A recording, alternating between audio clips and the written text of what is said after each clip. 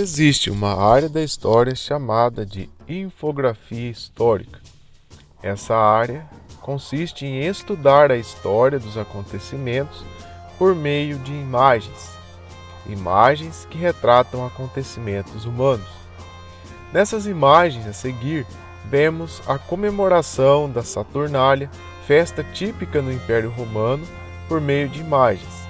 Reparem que nessa festa havia o costume das pessoas se embriagarem, dançarem, beberem muitas bebidas alcoólicas, como o próprio vinho, e festejarem.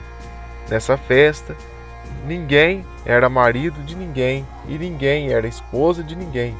Era tudo livre, tudo liberado. Também existe, por meio da infografia histórica, a possibilidade de estudarmos os acontecimentos. Temos aqui uma cama de tortura, que era usada para oprimir todos os criminosos.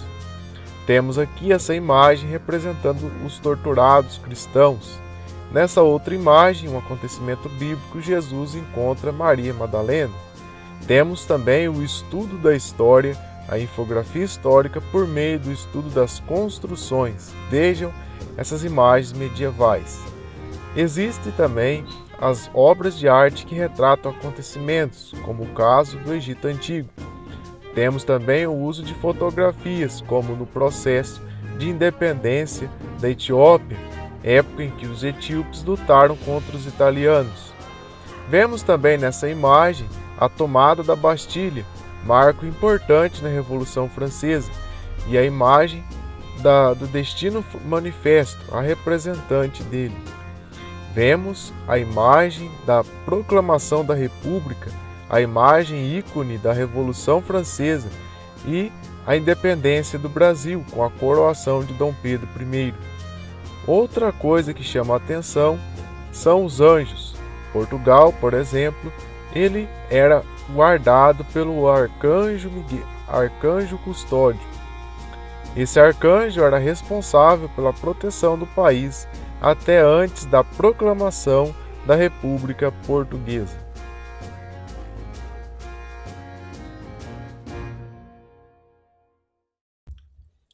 Mas o porquê, então, de fato, mesmo a infografia histórica, o estudo da história por meio de imagens, ser tão importante, por que nós temos que ter cuidado com a infografia histórica?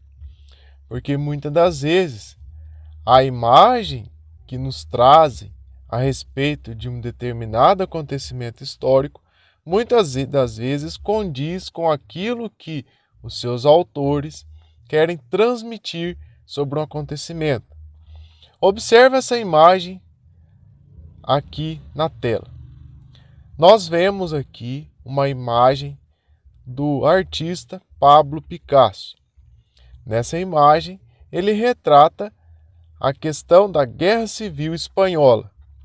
Reparem nas características dessa imagem. Aparecem homens com o pescoço cortado, esquartejados. Aparece a figura de um boi totalmente esquisito, sinistro, uma lâmpada se apagando ou meio acesa. É claro que essa imagem não condiz de fato com a realidade do que ocorreu na Guerra Civil Espanhola. Porém, por meio dela, ao vermos esses homens esquartejados, nós percebemos que o uso de armas contra a população civil espanhola, que manifestava contra o governo, e o uso dessas armas nazistas, armas da Alemanha nazista contra a população, nesse acontecimento histórico em que Francisco Franco pediu ajuda aos nazistas para conter os revoltosos, gerou muitas mortes. E o autor da obra de arte, querendo retratar isso, ele usou uma pintura bastante convincente e, digamos assim, com um espetáculo de horror para mostrar aqueles acontecimentos. Da mesma forma, quando observamos, por exemplo, a época em que Dom Pedro I foi coroado imperador do Brasil, vemos aqui uma obra de arte retratando essa coroação com todos os requintes, as características de uma coroação de um imperador europeu. Porque esse tipo de imagem trazia uma ideia para aqueles que fossem ler os jornais ou visualizar as imagens, uma imagem que era aquilo que se apregoava na época sobre a coroação dos reis europeus. Muito bem, mas mesmo diante de tais circunstâncias, nós não podemos deixar de lado o valor histórico que existem nas imagens. Por exemplo, quando nós nos deparamos com essa imagem aqui, que era uma imagem comum, né, onde o arcanjo custódio, o anjo custódio, pessoal, para quem não sabe, é o mesmo anjo Miguel, aquele anjo que expulsa Satanás do céu, né, na ocasião daquela grande batalha, narrada no livro do Apocalipse. Diga de passagem, essa batalha aconteceu antes da fundação desse mundo, né? Alguns acreditam que ela veio ocorrer depois, né? Virá ocorrer depois. Muito bem. Então, esse mesmo anjo custódio, o arcanjo Miguel, durante o Império Português, né, no qual o Brasil fez parte como uma província, esse anjo custódio, ele foi o quê? Ele era o guardião do Império de Portugal, foi guardião do Reino de Portugal. E o que aconteceu? Isso já no início do século XX, com a proclamação da República Portuguesa, olha quem aparece aqui na imagem. Aparece essa mulher com os seios de fora, representando aquela que libertou, né, os portugueses da suposta opressão da monarquia. E diga-se, a monarquia estava totalmente ligada, a ideia de monarquia naquele período estava totalmente ligada ao mundo transcendente, ao mundo espiritual. Acreditavam-se que os reis recebiam o que? A bênção divina para governar, né? E olha nas mãos de quem que a nação portuguesa caiu? Nas mãos dessa entidade aqui, que é a mesma que aparece aqui na Revolução Francesa. Ó, repare, ela está o quê? Com os seios de fora, certo? Então a gente vê que houve o quê? Uma ruptura, né? Nesse caso português, houve uma ruptura. E o mesmo ocorreu com o Brasil. Essa mesma personagem, na independência do Brasil, ela aparece representando aquela que concedeu a liberdade, tanto na independência do Brasil quanto na proclamação da República Brasileira. Essa mesma pessoa aparece.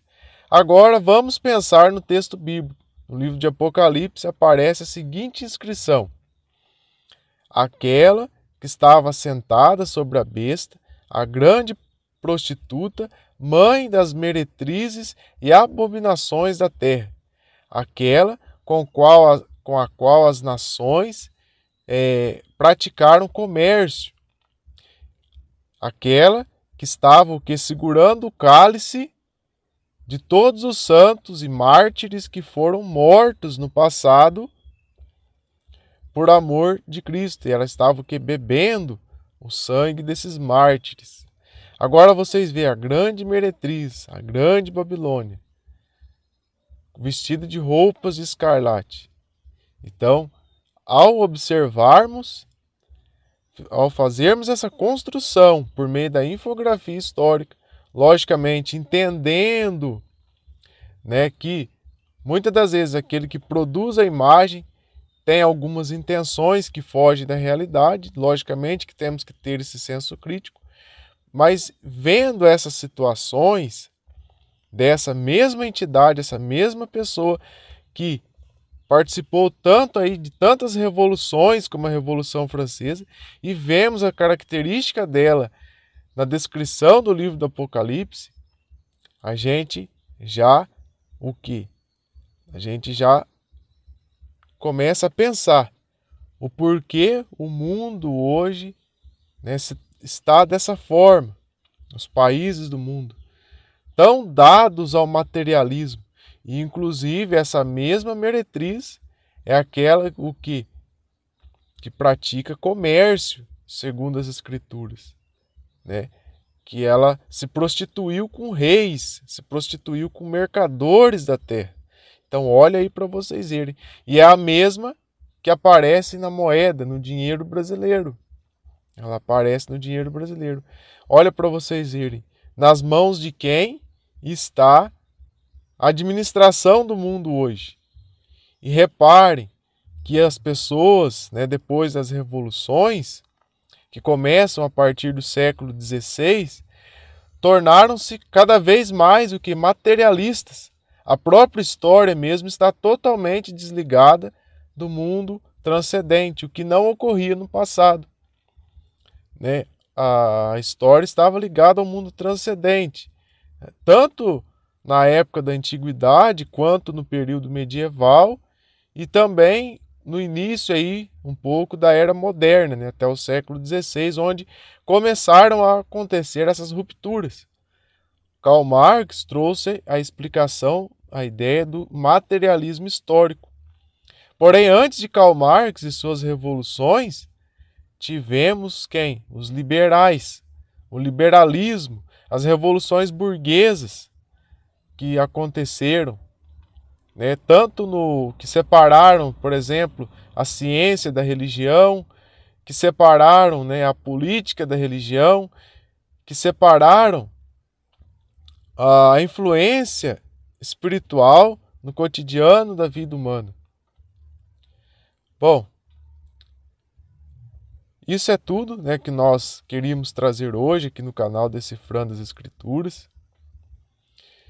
Se inscrevam no nosso canal. Espero que tenham gostado desse vídeo.